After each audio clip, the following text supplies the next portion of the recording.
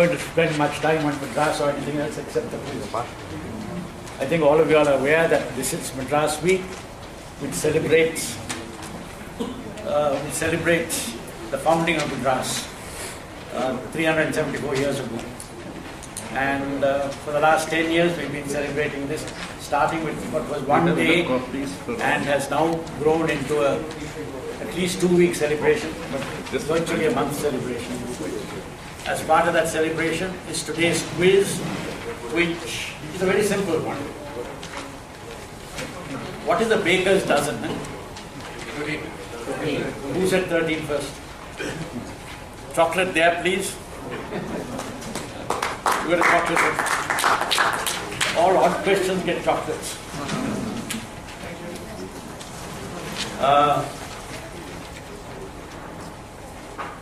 Mainly under what was called the Justice Padmanabhan report, 400 odd buildings, 450 odd buildings were identified as heritage buildings in Madras. This was only in a limited area of the city itself and not in the greater Madras area. I have just pulled out from my usual quiz 25 buildings or places which are deserving of notice, preservation, and certainly awareness by all of you. If nothing else, at least this is an exercise in what I've been indulging in for the last 30-40 years on awareness building, and there's a little more of that. So we are quickly going to go through 13 questions. I'll do that very fast. And while the answers are being collected and corrected, I'll tell you the stories of the 13 buildings. Right. Question 1. This building still exists in Madras. What is its commonly used name? Am I in your way? Fill in your answer. No talking, no sounding out, no exchanges of information. Question 2. Where is this cave?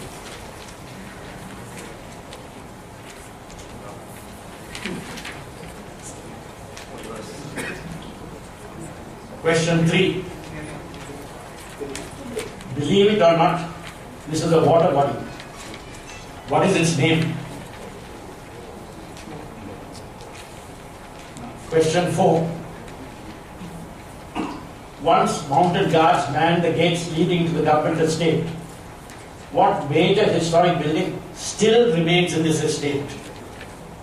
The emphasis is on still.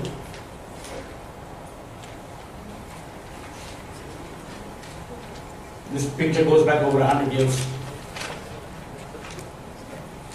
Question 5.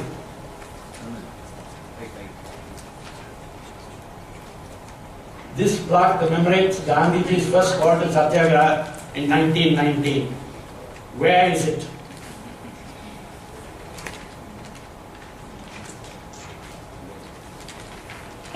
Why don't some of you all move up this way? Pull up a few chairs, that will be easier, instead of straining so much to see. And there are a few seats here in front. There are seats in front. Let your seats in front. Let your seats in front. Question 6. What is this building which displays a rather different feature of a famous architect's work? All these are well-known faces in Madras. 7. A picture right out of the English countryside. Where is this chapel?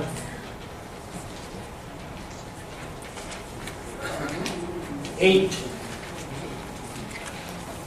The man who learned his soldiering while living in this house went on to become a world-famous name. What is the name of the building and where is it? Question 9. What is this building popularly called?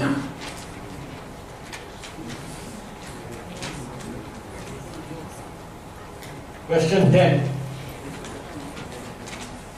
Where is this beautiful hall?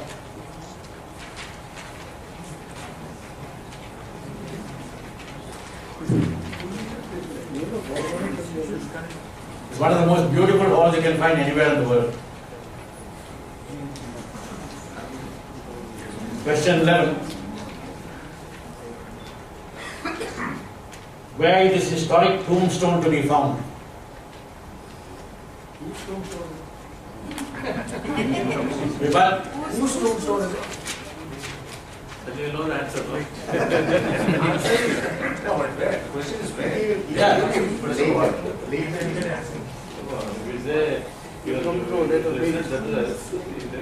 Well, where would you expect to find this water body if it still existed today?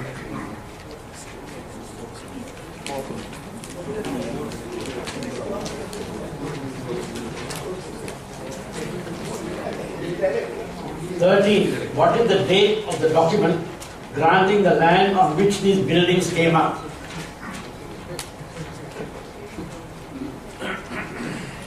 Would you like me to run through them quickly once more? One after the other.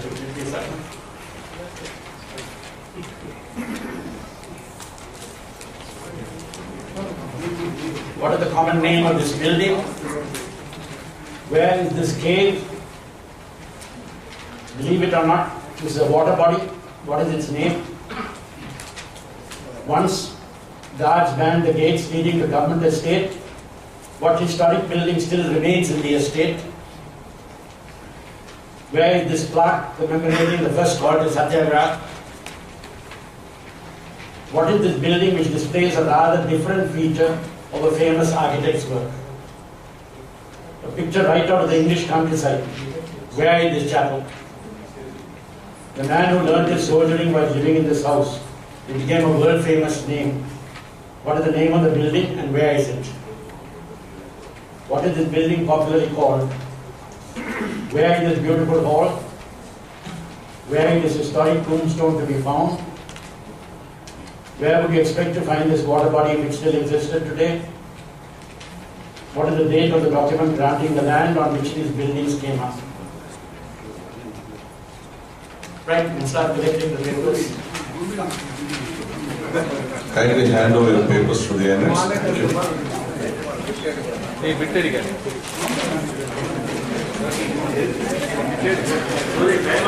Time up, Suri.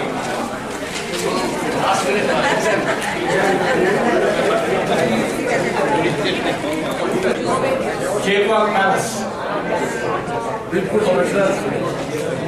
Chepok Palace was the palace the Nawab Balaja built on Mount Road when he wanted to move out of his capital, Arcot.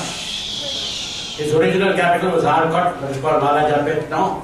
And when he wanted to move to Madras, where the British were stationed, and establish themselves in Madras, he built this palace outside Fort St. George. The palace still exists like that, believe it or not. What do you think? You won't see it. What do you go back to the original question?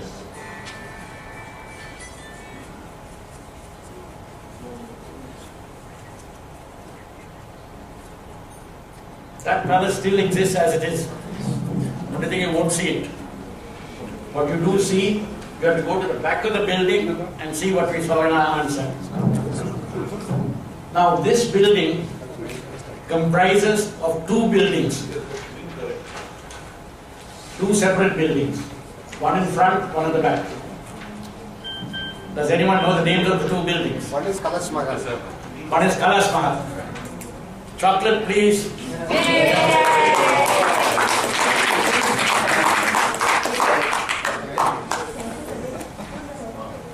What is the other building? Huh? Amir Mahal.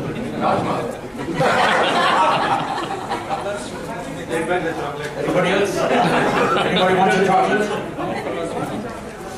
Humayun Mahal is the building in front. That was the Dargah Hall, which was then made into the Revenue Board office. At the back is Kalsa Mahal or Kalash Mahal, which is the palace itself. All that is now covered with new buildings right around, and you don't see anything at all today where you see it. Question 2. Little Mount.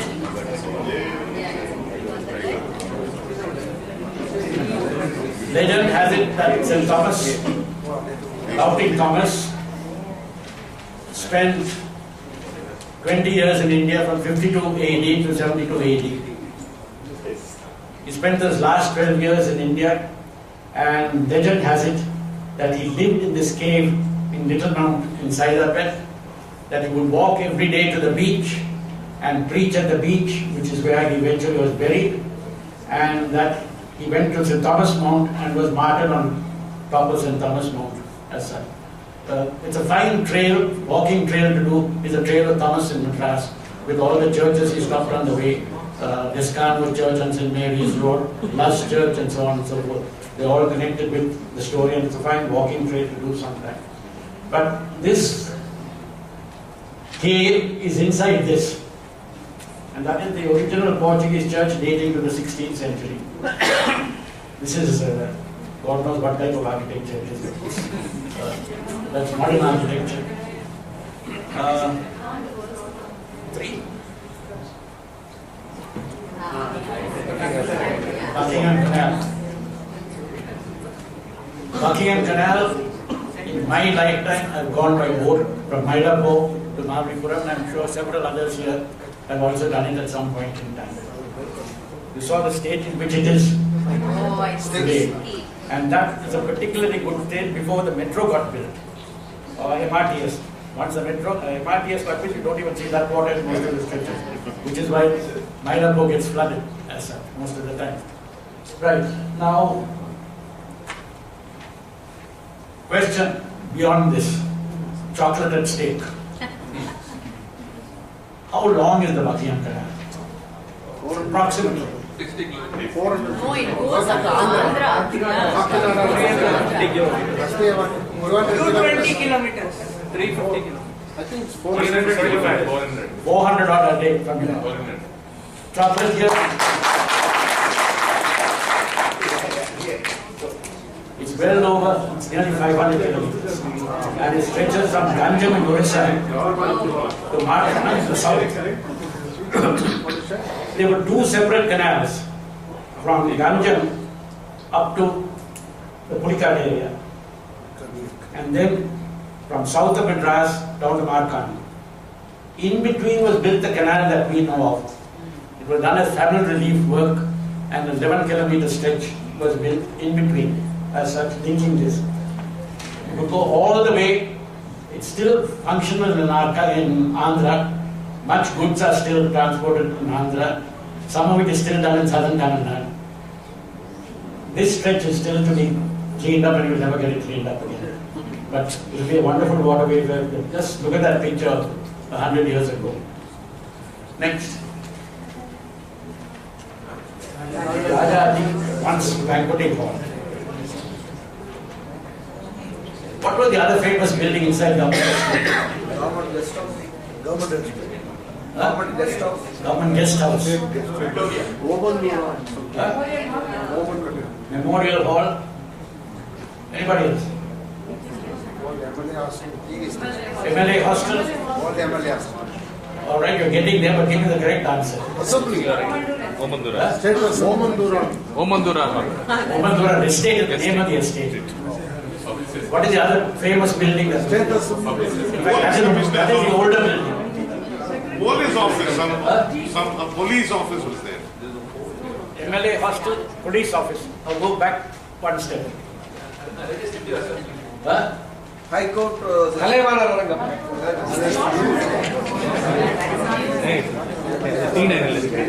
give you half a chocolate. Half a chocolate. Already have one. He's already got one. Let him have another one. Chocolate going up here. This chocolate is for a wrong answer. What's the name? This was, that's what the important thing is. This was government house. It was where the governor lived for over 200 years. And this was the building that was pulled down to make way for the secretariat. 200 years of Madras and a lot of Indian history were wiped out when the building was pulled down. There was no need to put the building down. It would have still built around it. Around it, correct. But it was pulled down, 200 years of history vanished. Now the government house that we know of, Raj Bhavan, was the weekend retreat. The governor lived here close to the fort for office during the week, and during the weekend he went to Raj Bhavan. Later, when there was no need for the governor to interact with the legislature, he moved to Raj Bhavan and handed this over to the MLAs and became an MLA hostel. And you should have seen the state in which it was when it was handed over by the MLAs to the... You have never seen a more disastrous sight than that. It was under bombarded. Fortunately, the police then took it over and did some work on it. And then unfortunately it got pulled down as such. But government house was not a good. Now, Edward Clive, everybody makes this mistake and talks about Robert Clive lived here. Robert Clive lived in only one place, he lived only in the fort. His son, Edward Clive, was the person who lived all around Madras. Wherever he had a girlfriend, he lived there. Edward Clive was governor of Madras, and he was the man who moved into this old building, made it up into government house, and then he built this building, which is Rajaji Hall, on the pretext that it would be the legislative chamber. But actually it became banqueting hall for all his parties. And he was a regular party giver as such, and that's what it became. That's why it's named banqueting hall. Next. How many of you have got that right? I did mix it. Right.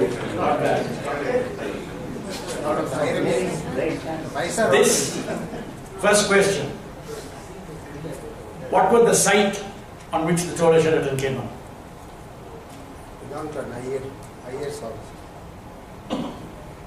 Anyone? What was the site on which? There was a house. Okay, nobody gets a chocolate. I give myself a chocolate. It was Kasturi Ranga Iyengar's guest house. Kasturi Ranga Iyengar's guest house. Second question. Who was living in it when they discussed this question with Gandhiji and the call was made for Satyagraha? Who lived in that house? Rajaji. Who said Rajaji? Chocolate there. Rajaji was staying in that house, and Gandhiji came, when he came to Madras, Kasturi offered his president. And that was when they first met and had a lot of discussions on the freedom movement and things. That was when the Rowlatt Act was passed, and then it made the call for Satyagraha. Now, this is probably one of the most important acts in Indian history, the call for Satyagraha. This was where the freedom movement really began. 7 people recognize it.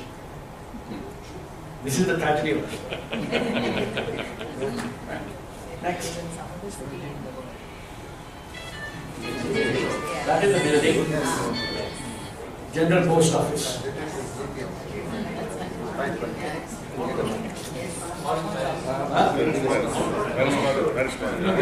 Off-beat road, Rajaji Sahib. So, actually 100 years ago. Question. Who was the architect? One of the most famous architects in Madras is Madras. Chocolate there. Who had Robert Chisholm? Somebody mentioned Robert Chisholm. There. Chocolate there. Now. Are you Googling it right Okay. Go for the second chocolate. Go for the second chocolate. Robert Chisholm built it. What is the difference between this building and the other buildings which are better known than him, like Senate House and other buildings like that? What is the difference? Both are Indo-Saracenic. Went to be a post office. Chocolate, get back all the chocolates from me.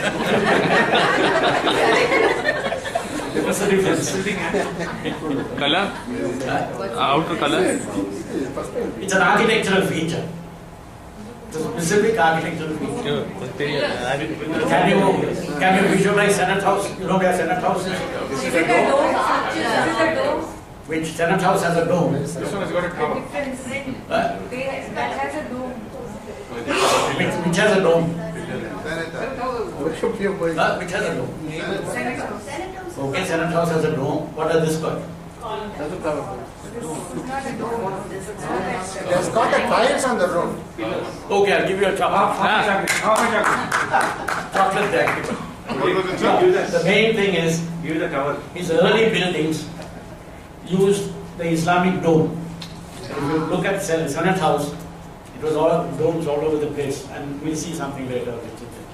But he went to Kerala and built the Napier Museum there and fell in love with Kerala architecture.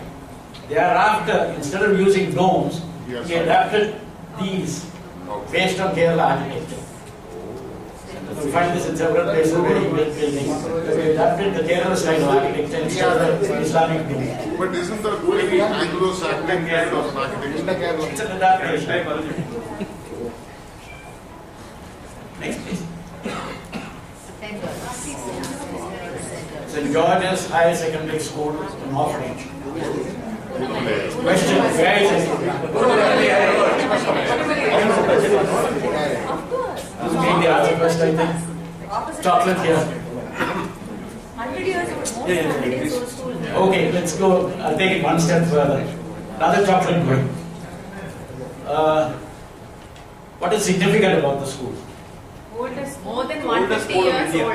It's the oldest school of India. I'll give you the chocolate, but adapt the question, answer. In Chennai. Madras. Oldest school in Chennai. You're right, just adapt it. First Anglo-Indian school. With a hostel facility. You know, all of us, whatever language we learned in, whether we studied in English, Tamil, Telugu, Hindi, we have all followed a pattern of education which the British gave us. We haven't changed it one bit.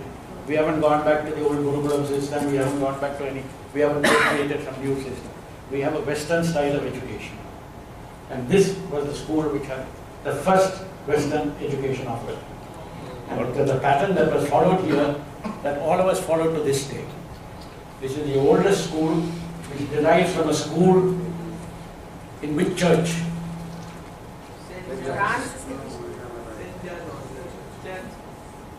It derives South India. CSI. a particular church at the beginnings of this school. No one. Virtually everything had its beginnings there. St. Mary's in the fort. First library, first hospital, first school, everything virtually went around St. Mary's in the fort. It's one of the most significant places. And if you haven't been to St. Mary's in the fort or the fort, it's a visit you should take someday. Next.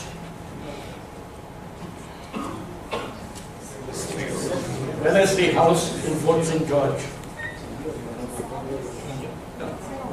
Wellesley House in Fort St. George. Question, who was Wellesley?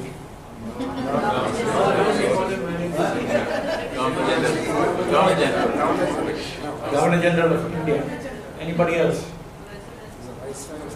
Anybody else? If you remember the question, can we have the question? He was the one who separated the fort into White Town and Black Town. Go back to the question, can you go back? He defeated Napoleon. We're getting there. Who said that? What was his name? Only half a chocolate. If you want the other half, you better give me the answer. Wellington, Lord Wellington. Huh? Lord Wellington, if you're not. Come on, you all got it on the tip of your tongue. Nelson.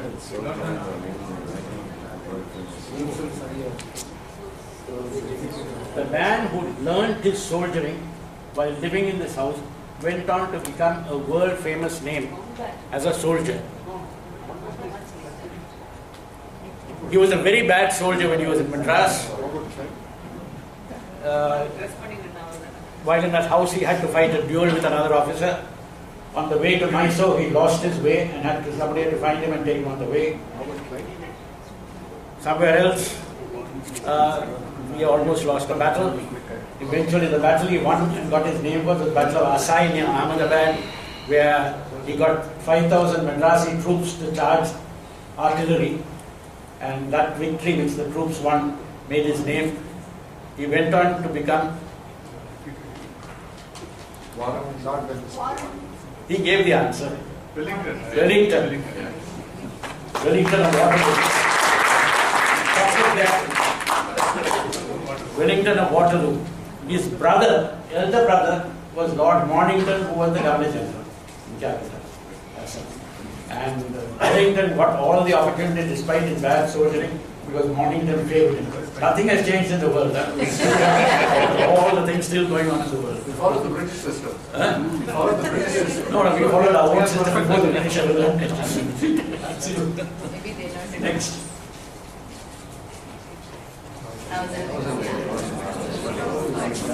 This is the original mosque.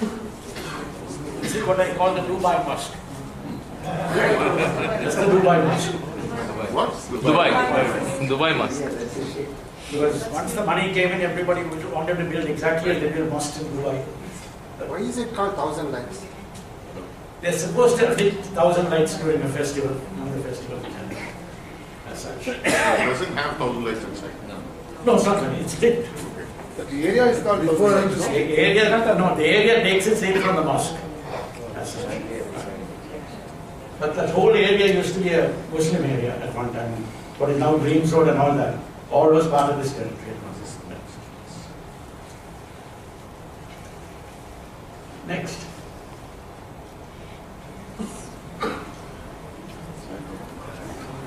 This is the main banking hall of the headquarters of the Bank of Madras, now unrecognizable in the main branch of the State Bank of India.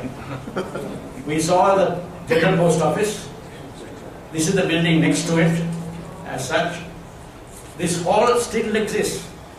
Only thing, it has been partitioned in so many ways and so badly that you don't believe you're in the same hall. But if you really want to go and have a look at it and search around the place, you find the hall is still there. A lot of that work is all still very much in place. Now, two questions. What did the Bank of Madras eventually become? Some Just to answer, give me the Imperial Bank. Chocolate there, please. The Bank of Madras, the Bank of Calcutta, the Bank of Bombay, all got amalgamated at a point in time and became the Imperial Bank. And the Imperial Bank then, after independence, became the State Bank of India. Right? Second question. Which is how did the Madras Bank come about? The oldest bank in India was established in Madras. Some Chettiar connection. We are talking of the 17th century. India wasn't even thought of at that time. Some The British Chettiar. settlements in Fort St. George wanted to put their money in a safe place outside the fort. Not quite. What you say is right. I'll give you the chocolate anyway. No, the oldest bank in Madras, in India, the Western style bank, is the Governor's Bank. It was established by the Governor and his council in Fort St. George, in the fort, to protect his money, their money. 2 or 3 other banks also established, all of them merged together to become the Madras Bank. And this was in the 17th century, long before the Chettiars were ever into business. Right? And the Chettiar, I guarantee you that. Next.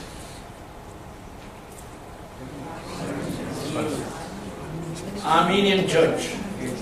The tomb belongs to the Reverend Shimamoni, and the first Armenian journal in the world was published in Madras. This, if you haven't been to this church, please go and see it. It is one of the most beautiful churches, one of the most serene places that you will ever find. Go and stay there. Now, today, this is on the Armenian street. All the Armenians used to live on that street. That is how it got its name. Now, today there are no Armenians left in Madras. But the church is still looked after by an Armenian community which exists in another part of India in some numbers. Which part of India? Calcutta. Chocolate there. The Armenian community is still a fairly, I won't say substantial, but it still has about 500, 600 members in Calcutta. They still run a school and a college there. And every year they bring out students from Armenia to study in that school and college, hoping they will stay on. Unfortunately, 2/3 of them migrate somewhere else when they graduate as such. Well, the moat of Fort St. George. Fort St. George has 2 moats. These pictures, just look at the walls, how thick they are in Fort St. George. There are 2 sets of walls like that and 2 sets of moats around it as such. Can you go back to the whole picture?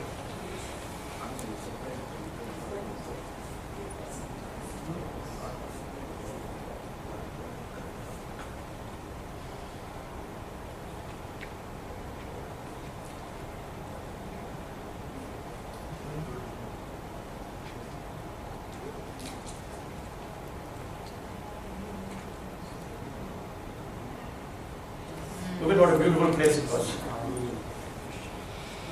There was always a regiment in the fort, always. And every evening at 4 o'clock you'd find them fishing out there. And it was a recreational place for others who used to come there in various places. You saw what today's state is in. And those 2 pictures I took was at a time, or which were taken at a time when it wasn't as bad as what it is today. Today you don't see any water at all, you only see shit. There's nothing else in that. It's a public laboratory. To clean this up, how long will it take to get the water back? It's not going to cost anything. We just don't seem to care. Last question.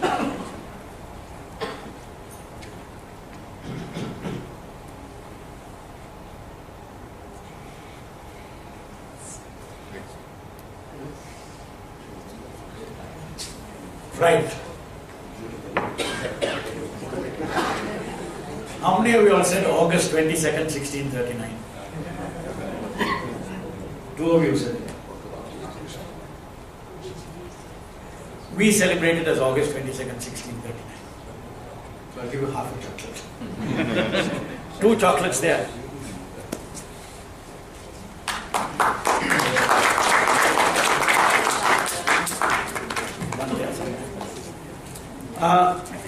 The thing is, why is it July 22nd? The man who negotiated for the settlement was a man called Francis Day.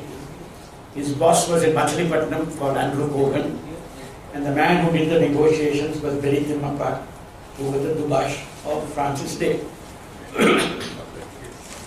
It was done, the negotiations was done with Venkatratari Naik, who was the local governor of this area, and the document, which still exists and it's very much visible, has the date signed as July 22nd, 1639. But all the other records, including all days travel records and his reporting back and everything, shows it could not have been July, it had to be August. And this kind of mistake was very common, to make a mistake in dates and things like that. And taking the evidence of all the other documents, we have decided it's August 22nd. Right? So you get 2 chocolates. But July 22nd is the date on the document. Well, that's Madras for you.